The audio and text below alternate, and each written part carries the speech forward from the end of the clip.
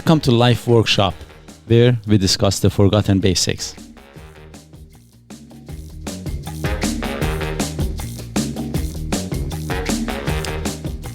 Again, we have Bo and Mo, or Mo and Bo, your favorite host and co-host. Today's subject is handling mistakes. All right. Okay. I mean, everybody makes mistakes. Yep. I'm an exception. Well, at least someone is. So the problem is just making mistakes. The problem is the difference is how we handle it. Mm-hmm. And normally I say failure is not falling down. Failure is not getting back up. Now I'm going to share with you only one mistake that I have made so that I can fit in the group. Because I don't make mistakes. Okay. I'm going to share that with you and see you as an audience as well as yourself, Bo, how you feel about that. Okay. So it was some time ago, around Christmas time, I went to this big box store. And I don't know if you remember during this time, there was a bit of a shortage of supplies and, there were some problems because of COVID and the trucking and some problem that they were in BC because of the flooding. So the supplies were not as good. So what happened, I bought this Christmas tree that I really liked it. This is on a Sunday morning. And then when I brought it home and I opened it and put it together, it has all the pieces except one piece. The cord connects to an adapter, that the adapter goes into the plug. So that was missing. So I checked all over. No, it's not there. And I was concerned because normally I do my shoppings, the free time that I have is weekend, that if I wait till next weekend comes, this might be sold out and I may not be able to use this and I have to return it, which I was not interested. I didn't want to return it really. I like it. Okay. So what happened the day after, which was Monday morning, I decided before going to work, I'm going to go to this big box store and I'm going to ask, to see if I can get the thing from one of the boxes that is there. And I was concerned that if they get sold out, as I said. Right. Yeah. So the day after, yes, on Monday morning, I go, and then as I go, there was some issues with the power failure. The traffic light was not working anyway.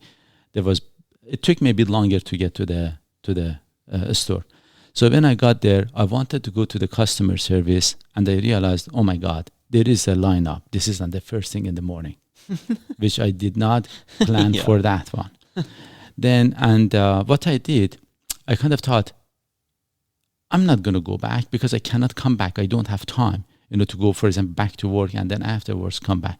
I cannot do that. So what I did, I went to the store and then the sample that they had there, I removed that small plug. Whoa, you can't do that. Easy, buddy. Okay. So I removed that and then I held it in my hand. It's a small piece. I held it in my hand and walked towards the customer service again. And I thought, hopefully by this time, customer service is not as busy. And I'm going to say, hey, this happened and I'm going to take in this. Is that okay? But I go back.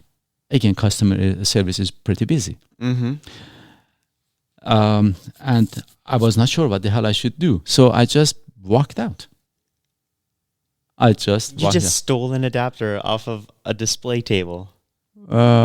Sure. I wouldn't use that term, but so I took that piece and I went home. And to be honest, because I was busy with work and I never thought about it. Okay. So my question for you is, if I would come and tell you I did this, or a friend tells you this, what would you say? Is that okay? Is it not okay? No, it's not okay. Okay. You'd have to go back to the store and apologize. And deal with that. Good enough. And no, okay, as long as you go back and apologize, everyone's usually pretty cool about it. They might be like, they might look at you like, you did what? But as long as you rectify the situation, say I made a mistake, it was whatever, it was a day.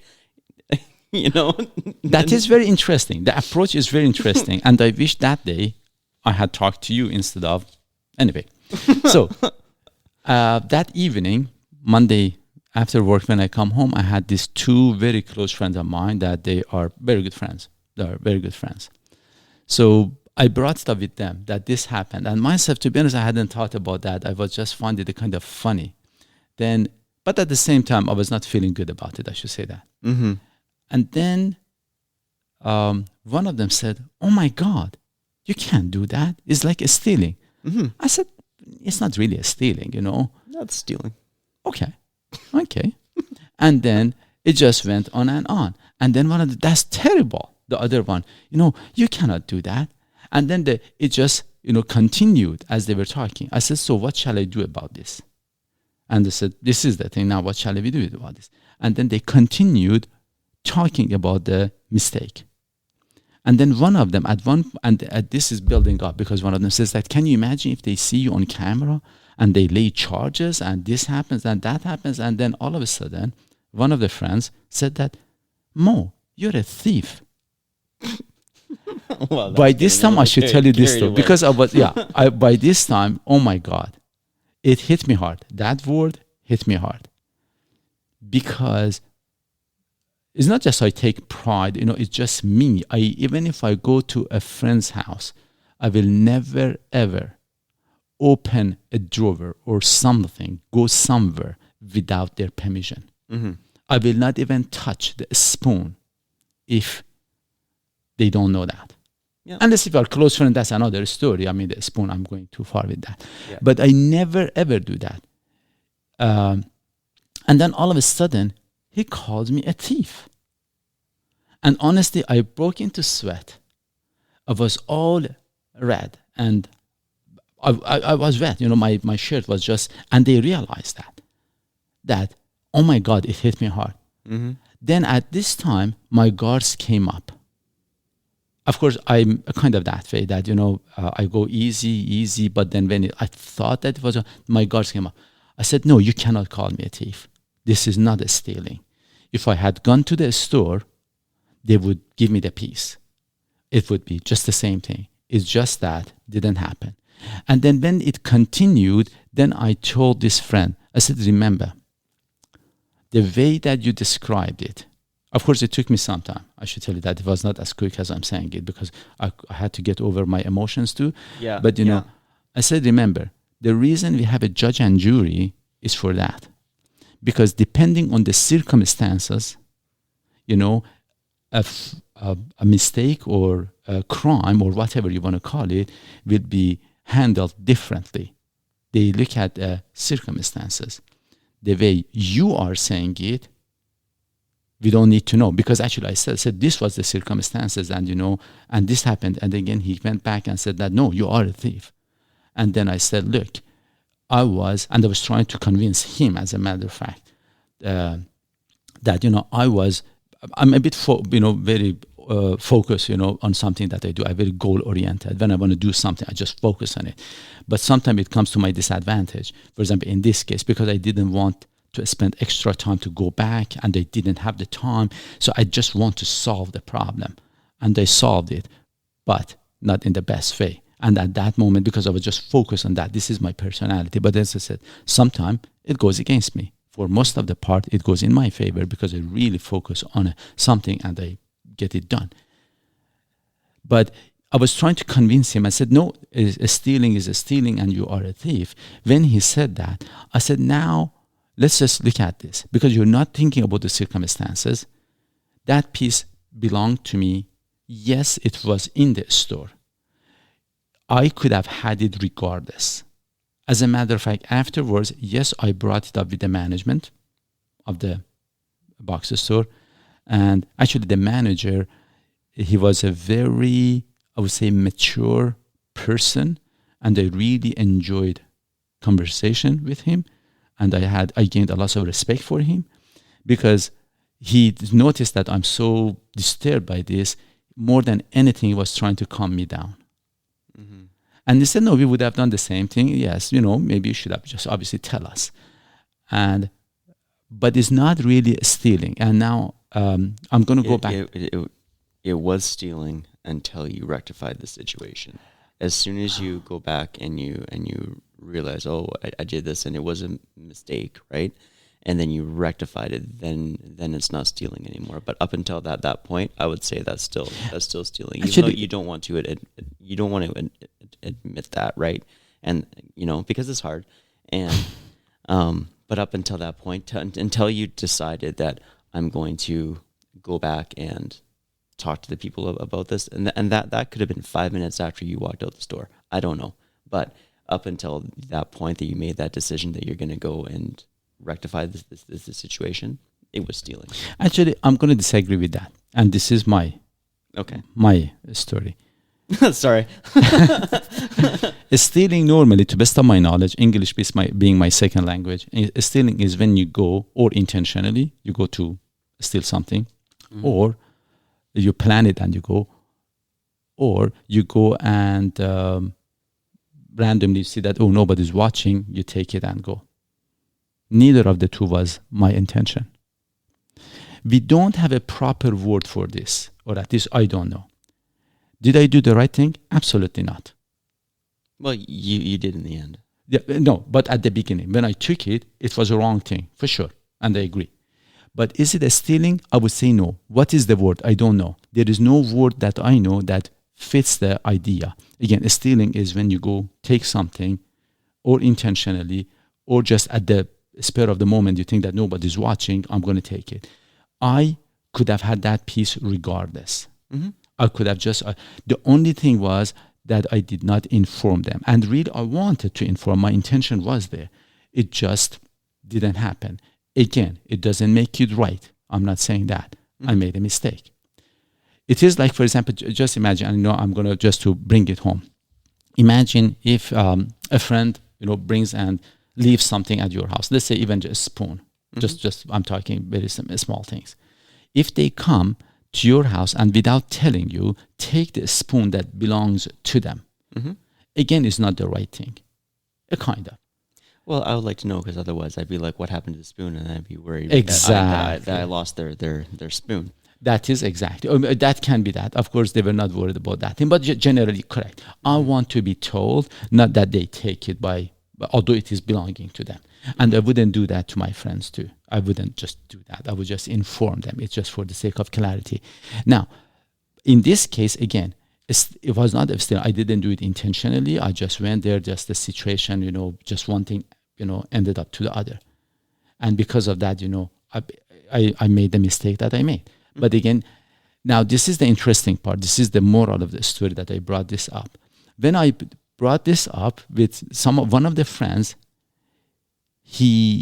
I said, look, have you heard of self-forgiveness? He said, yes. I said, do you think, I should forgive myself on the mistake that I have done and move on and now think about how to solve it? He said, but you made a mistake. And then I wanted to say, look, yes, I realize that, and I'm not arguing that. I agree it's a mistake. My thing is, what can I do now? And then I'm not going to beat myself over it again, and I'm going to move on by now thinking about what shall I do now. But he insisted on basically, but this is a big mistake, which that was my point. I said, so in theory, you understand the concept of self-forgiveness and, having problem. But in reality, in practicality, you don't do that. You just come up with a, but this. No, it was a mistake. I agree it's a mistake. There is nothing to talk about. It's over. Now I'm going to focus on how I'm going to solve the problem, or how I'm going to handle this now on. Yep. And that was a very simple thing. Now, why am I bringing this up? Because a lot of time when we make a mistake or just think about that, that some of us, we hang on to thinking about the mistake that we have made. And some of us, we start thinking, wait, how can we solve it from here? It has happened. If you agree to it, it is done. There is nothing to discuss. Unless if you don't agree that it's a mistake, then, there should be some sort of a discussion to come to some sort of agreement or understanding that, yes, it is. But if I have agreed it's a mistake, I think the conversation is over. Now we have to go to the next step. Right. how to handle this. Right. And because of that, believe it or not, that night I lost sleep. I could not sleep. I was one of the worst nights that I had after a long time. And I couldn't believe it even myself that, being normally thinking things through, I got a kind of trapped into the situation. But anyways, so this is what I was trying to say, that, how I felt, and I was trying to be logical about it. But again, my logic could not take over, because those two very good friends, and they don't have my they have my best intention in mind. But I'm sure even they would do. I'm positive they would do that to themselves. That if they make a mistake, they beat themselves up for the mistake that they have made, instead of thinking how to handle it after. Right. And sometimes it just doesn't let you move on. So in case you screw up in life, which happens to everybody, even me, then the idea is how we can handle it, more than keep going back and beating ourselves up over and over and over that we have made a mistake. So the question again is, as I said, this is not a stealing, by the way. There is Okay. another word. I don't know if there is a word for it. Yeah. Stealing is different, just because of the circumstances that it happened. And anyways, let's focus on the solving it. And actually, it got solved just fine. There was nothing. And this Yeah. goes back to, I think, one of the podcasts that we had earlier that said 97% of the stress, it will never happen. Yeah. Right. I remember. And that. the other 3%, you can't do much at all. Yeah. You can't do anything about it. This was among the 97%. Nothing happened, which often that is the case. So anyway, the question that I have for everyone, if you do me a favor and do yourself a favor, go discuss some of the screw-ups that you have had. We all do. We all do. And then discuss it with friends and see what they would suggest on solving it, even if you have one from the past. As well as, how would you address it if a friend comes to you and said that they made a mistake? If they don't accept the mistake, that's one thing. Then you have to discuss it so that you come to some common grounds. But when they accept the mistake, just now the problem is done. Then we have to think about how to handle it from there. That's all I'm trying to say. So, Bo, what do you think? Did I do the right thing? Oh yeah. No. What else were you gonna do? Just like not saying anything. No, and actually, at the very beginning, you just said it too. That yes, this is a mistake. Then you want to think about how to solve it, versus Right. beating yourself up. But sometimes some of the personalities that we have, we just keep focusing on the past, and staying in the past, which is not good. Well, I know for myself, when things like that happen, and they do happen, right? Mistakes happen all the time.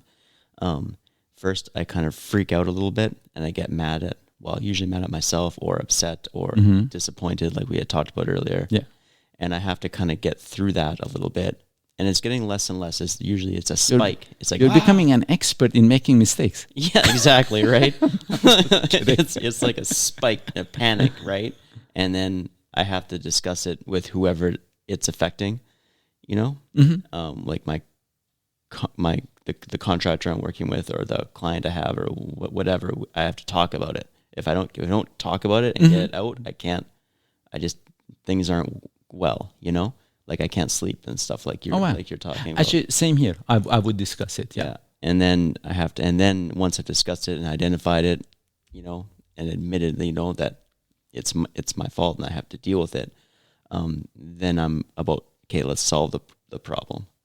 And then you're moving forward from there, right? And do whatever you have to do. If you have to, rip something apart and redo something, or if you have to, whatever, like you said, go back to the store and talk to the manager, whatever you got to do, Then, once you've identified it, admitted it to yourself, then you move on, right?